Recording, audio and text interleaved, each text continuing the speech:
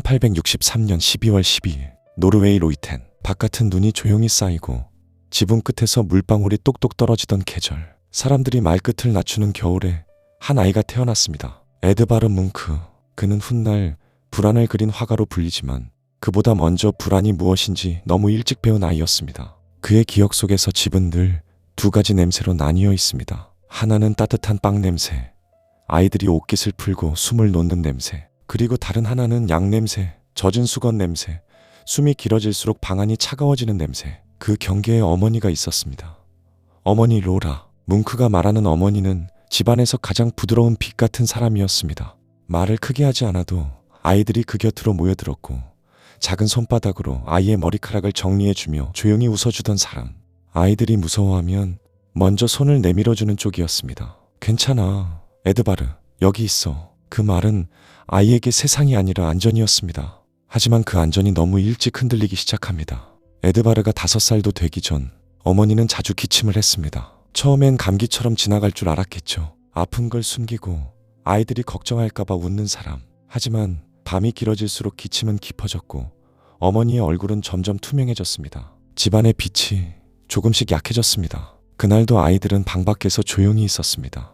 문틈으로 새어나오는 소리, 물을 데우는 소리, 수건을 짜는 소리, 그리고 어머니의 숨은 짧아졌다가 길어졌다가 했고 아버지의 말은 점점 줄어들었습니다. 군의관이었던 아버지 크리스티안 뭉크는 차갑고 침착하려고 애썼지만 아이들은 알 수 있었습니다. 아버지가 흔들리고 있다는 걸. 에드바르는 문 앞에서 가만히 서 있었습니다. 누나와 동생들은 말없이 서로의 손을 잡고 누군가는 울음을 삼켰습니다. 그때 어머니가 아이를 불렀다고 전해집니다. 에드바르? 아이는 방 안으로 들어갑니다. 침대는 높아 보였고 어머니는 작아 보였습니다. 어머니의 손이 공기 속에서 잠깐 길을 찾듯 움직입니다. 에드바르가 다가가 손을 잡으면 어머니는 아주 가볍게 미소를 짓습니다. 그 미소가 어린아이에게는 이상했습니다. 왜 이렇게 웃지? 왜 엄마가 이렇게 가벼워 보이지? 아이는 그때 처음으로 사람이 사라질 수 있다는 감각을 몸으로 배웁니다. 어머니는 말합니다. 에드바르, 무서워하지 마. 너는 잘할 거야. 칭찬 같았지만 어떤 약속 같기도 했습니다. 그리고 그 약속은 바로 다음 장면에서 끊어집니다. 어머니는 조용히 눈을 감고 다시 뜨지 않습니다. 집안은 그대로인데 집안이 아니게 됩니다. 이상하게도 세상은 계속 돌아갑니다. 창밖에 눈은 계속 내리고 마당에 나무는 가만히 서 있고 사람들은 밥을 먹고 물을 마시고 다시 하루를 시작합니다. 그런데 한 아이에게만은 세상이 멈춥니다. 장례식이 끝난 뒤 사람들은 말합니다. 주님의 뜻이야 천국에 가셨다. 하지만 5살 아이에게 그 말은 위로가 아니었습니다. 오히려 더 큰 공포였습니다. 주님의 뜻이라면 왜 엄마를 데려갔지? 그럼 나도 언젠가 데려가나? 그때부터 종교는 에드바르에게 따뜻한 기도가 아니라 예고된 벌처럼 들리기 시작합니다. 아버지는 더 열심히 기도했습니다. 집안의 벽엔 성경 구절이 붙기 시작했고 아이들이 조금만 웃어도 아버지의 표정이 굳었습니다. 웃음 속에 죄가 숨어 있다. 방심하면 벌을 받는다. 어머니가 떠난 뒤 집은 더 깨끗해졌지만 공기는 더 차가워졌습니다. 그 차가운 공기 속에서 에드바르는 어머니의 부재를 매일 만집니다. 어머니가 앉던 자리, 어머니가 접어두던 천, 어머니가 남긴 따뜻함의 형태가 집 곳곳에 남아 있었습니다. 아이에게 그건 사라진 사람의 흔적이었습니다.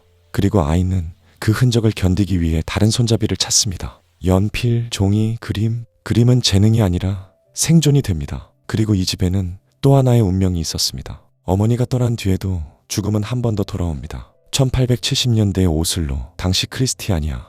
겨울은 길고 벽난로 불이 꺼지면 방 안 공기는 금세 얼음처럼 가라앉습니다. 아이들은 서로의 기침 소리를 듣고 잠들고 깨어납니다. 어머니가 떠난 뒤부터 이 집의 기침은 더 자주, 더 깊게 들렸습니다. 그 중심에는 누나 소피가 있었습니다. 소피는 에드바르보다 조금 더 큰 아이였고 어머니가 떠난 뒤 동생들을 대신 돌보려 했던 아이였습니다.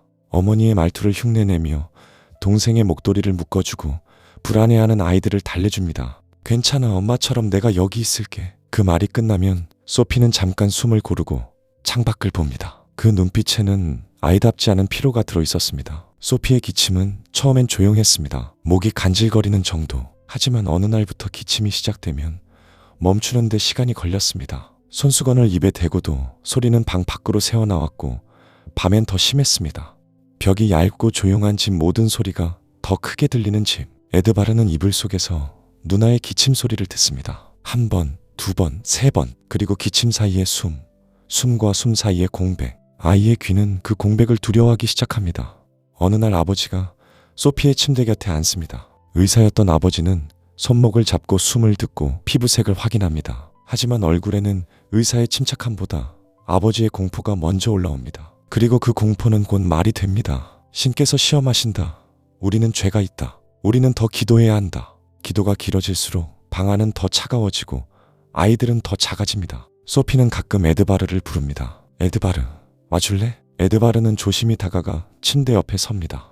누나는 손을 내밀고 에드바르는 그 손을 잡습니다. 따뜻해야 하는 손이 그날따라 너무 가볍습니다. 이 손의 느낌을 에드바르는 기억합니다. 엄마 손이 떠나갈 때도 이랬을까? 아이는 그 질문을 말하지 못하고 대신 손을 더 꽉 잡습니다. 소피는 미소를 짓고 싶어 합니다. 하지만 몸이 따라주지 않습니다. 숨이 짧아지고 말이 끊깁니다. 그런데도 어떤 순간엔 놀랍도록 또렷한 목소리로 말합니다. 에드바르, 너 그림 그리지? 에드바르는 고개를 끄덕입니다. 계속 그려줘. 누나는 그 말을 마치고 잠깐 눈을 감습니다. 그 잠깐이 너무 길게 느껴집니다. 에드바르는 속으로 외칩니다. 누나 눈 떠, 제발. 하지만 아이의 기도는 너무 작아서 아무에게도 들리지 않습니다. 1877년 소피는 결국 폐결핵으로 세상을 떠납니다. 에드바르는 14살이었습니다. 어머니를 떠나보낸 뒤 다시 한번 가장 가까운 사람이 사라지는 장면을 눈앞에서 보게 됩니다. 그리고 이때부터 뭉크의 세계는 완전히 달라집니다. 죽음은 먼 이야기가 아니라 집안의 일상이 됩니다. 침대 수건, 양냄새, 창문, 그리고 숨. 그 모든 것이 삶의 일부가 됩니다. 누나가 떠난 뒤 집은 더 조용해집니다. 조용해졌다는 건 평온해졌다는 뜻이 아닙니다. 소리가 사라진 자리가 너무 크게 울리는 상태. 그게 이 집의 조용함이었습니다. 에드바르는 스스로를 지키기 위해 더 자주 종이를 꺼냅니다. 연필을 쥐고 손이 아플 때까지 그립니다. 하지만 이 그림은 예쁘게 그리기 위한 것이 아닙니다. 사라진 사람을 붙잡기 위한 것도 아닙니다. 그림은 그가 견딜 수 있도록 현실을 다른 형태로 바꾸는 작업입니다. 내가 죽음을 이해할 수 있게, 내가 이 공기를 견딜 수 있게, 내가 무너지지 않게. 그림은 그에게 그런 장치가 됩니다. 그리고 훗날 뭉크는 이 기억을 그대로 꺼내 한 장면을 반복해서 그리기 시작합니다. 침대에 누운 아이 곁에 앉아있는 어른, 허공에 남아있는 빈 말로는 다 담을 수 없는 표정. 그것이 아픈 아이의 시작입니다. 뭉크는 한번 그린 것으로 끝내지 않습니다. 수십 년 동안 같은 장면을 다시 그리고 다시 꺼내옵니다. 왜냐하면 그 장면은 그에게 그림이 아니라 그의 삶 전체를 결정한 처음의 상실이기 때문입니다. 어머니가 떠났고 누나도 떠났습니다. 남은 집에는 아버지의 신앙이 더 크게 울리고 아이들의 웃음은 더 작아집니다. 그리고 에드바르 뭉크는 이런 생각을 하기 시작합니다. 사랑하면 사라진다. 가까워지면 잃는다. 기쁨은 벌을 불러온다. 이 생각들이 그의 안에 뿌리처럼 내려앉고 그 뿌리는 훗날 한 장의 그림으로 터져나옵니다. 절규로. 하지만 아직은 그가 절규를 그리기 전입니다. 아직은 소년 뭉크가 연필을 더 꽉 쥐는 시간입니다. 가족의 죽음이 그림이 아니라 생활인 시간입니다. 그리고 아버지의 두려움이 아이의 몸 안으로 천천히 옮겨 붙는 시간입니다.